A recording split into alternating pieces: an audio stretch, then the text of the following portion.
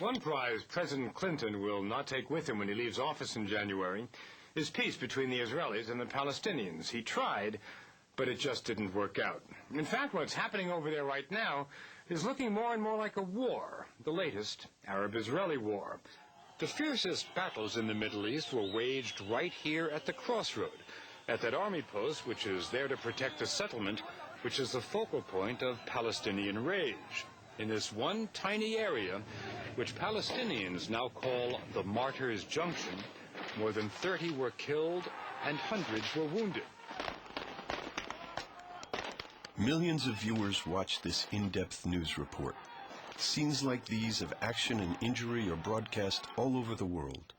Flashed on the screen in dramatic sight bites, presented in a larger storyline, they're a major source of information about the enduring Arab-Israeli conflict.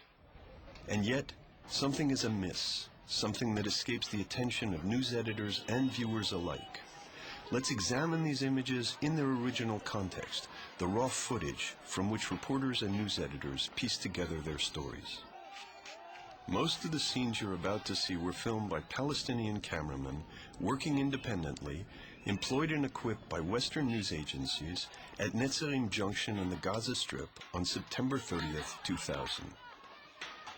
The Israeli police station is here. The Palestinian here.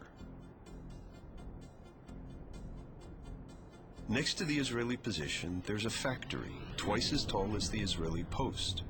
Behind are two residential towers known as the Twins. Palestinian and Israeli policemen had been doing joint patrols as stipulated in the Oslo Accords. On this day, angry crowds with stones and Molotov cocktails gathered at the junction, attacked the Israeli outpost, and were joined by Palestinian police firing their guns. This scene, apparently of a Palestinian man shot by Israelis and evacuated in an ambulance, was captured by a Palestinian cameraman working for French public television, Channel 2. A shot rings out. The man falls to the ground clutching his right leg. The ambulance pulls up in seconds. Fortunately, we can see this scene caught from a different angle by another Palestinian cameraman working for a major news agency. We see three men, apparently under fire, drag the wounded man roughly across the pavement toward the back of the ambulance.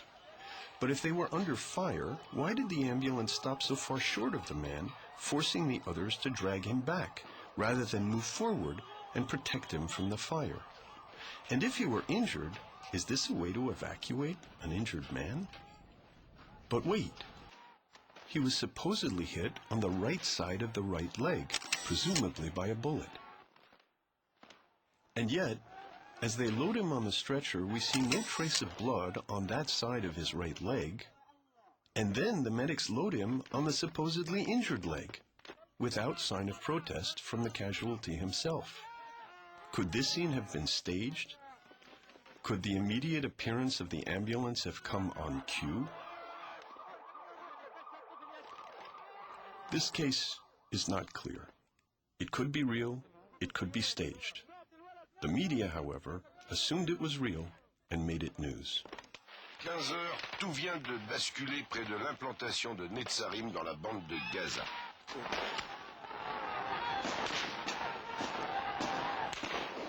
Let us consider another battle scene filmed that day, or possibly the day after. A Palestinian gunman fires into a hole in the wall. It looks like a tense moment of house-to-house fighting. We would assume he's firing at the Israelis. He is firing in their direction, but he can't be firing at them. Here he is, on the far side of the factory building, completely out of range of the Israeli position. Are Israeli soldiers inside the factory? All witnesses concur. They never left their fortified position. Earlier footage gives us a look inside the hole in the wall. The street fighter is conversing with his comrades inside the room he will soon be spraying with gunfire. A large crowd, mostly civilians, and a few men in military garb, mills around as Palestinian soldiers climb in and out of the hole in the wall. Note the civilians giving orders to a military man. Does this look like a war zone? Orders come to clear the area. Military men line up as if they're taking cover, but from what? Not Israeli bullets. And now, the street fighter runs up to the hole in the wall and fires into the empty room. The raw footage clearly indicates a staged scene. A sight bite became news. Consider a third scene. This funeral procession was filmed by an Israeli reconnaissance drone in the aftermath of a military operation in Jenin in April 2002. Palestinian sources claim that the Israelis had massacred hundreds of civilians and that they had to bury their dead. In this particular case, the men accidentally tipped the funeral bier, dropping the corpse. When they regroup, the corpse climbs back on the bier.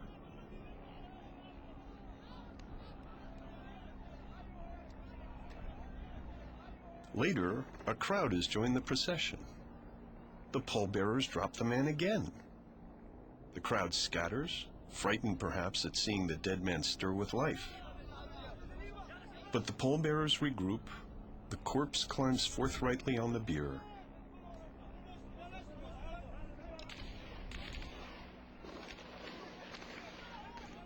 And once again, they wrap him in the winding sheet.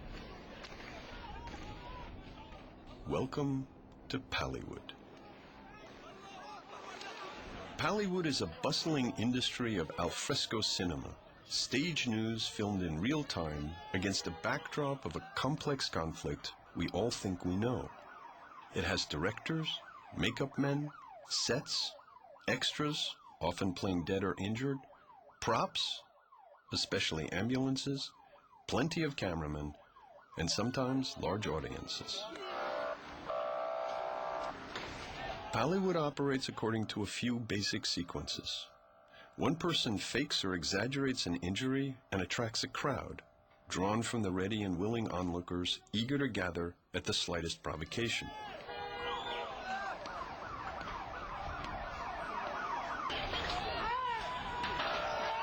Someone waves or whistles, and an ambulance appears as if on cue. Frantic men grab the casualty, sometimes causing further injury, and load him into the ambulance. The hallmarks of Pallywood are casualties that look more like football players acting for the referee than real injuries, ever-ready ambulances, and rough evacuations that would cripple or kill a truly wounded victim. Why so rough? Those evacuating the wounded seem to be in a panic. But why? Presumably they're under Israeli fire. They certainly act as if they are. But if that were the case, wouldn't they carry the injured away from the Israeli post? Here a group of youths runs with an apparently injured boy away from the Israelis. But when they get to the other side of the highway, an adult grabs the boy from the youths and runs him back to an ambulance waiting right in front of the Israeli post, where people stand around, apparently unafraid of Israeli guns. Consider yet another scene. This young man runs across the road away from the Israelis, carrying what looks like a Molotov cocktail. He hands it off. A red stain on his forehead looks like blood, but his movements betray no sign of injury. He runs into a crowd where he becomes a casualty of war. Note that although he should look like someone with a head injury, he sits firmly, his head held high as the crowd carries him. Note also the France 2 cameraman catching the dramatic sight bite. But now what are they doing? This group rushes him back directly in front of the Israeli post. Here people cluster around, backs to the Israeli guns without the slightest sign of concern, even though they have just evacuated what was presumably a victim of Israeli fire. Are these people in a war zone or on a movie set? This upside-down Pallywood logic is one of the great revelations of the raw footage. When they are not acting, even in the same scenes with the actors, Palestinians show no fear of Israeli guns. we can locate two main areas of action. An outdoor studio, well out of reach of the Israeli position, which is the staging area for battle scenes. Here, fighters and civilians run for cover, hit the ground, duck from virtual gunfire.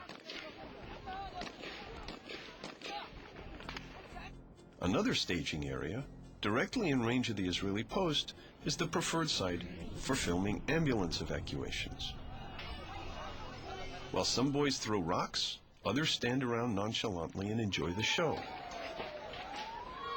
Here they shoot most of the ambulance evacuation scenes, apparently untroubled by the possibility that the Israeli post directly behind them might compromise the credibility of their staged scenes.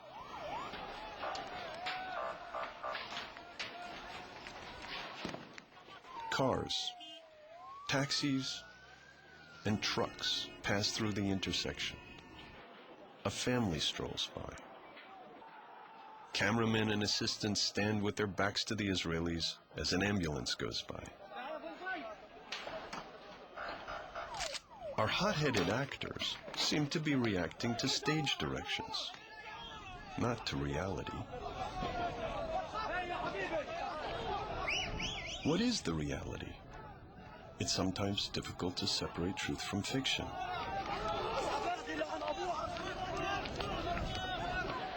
The gunfire here is real, but the cameraman is far away, behind the factory, shooting other battle sequences with no Israeli in sight. This scene seems somewhat convincing. Real gunfire, certainly, but real danger? Not from Israelis.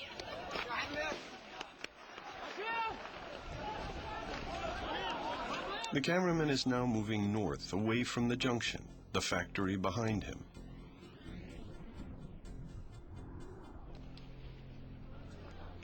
A man is lying in the gutter. Is he ducking for cover? Injured? Why is he lying down? Is the reception better?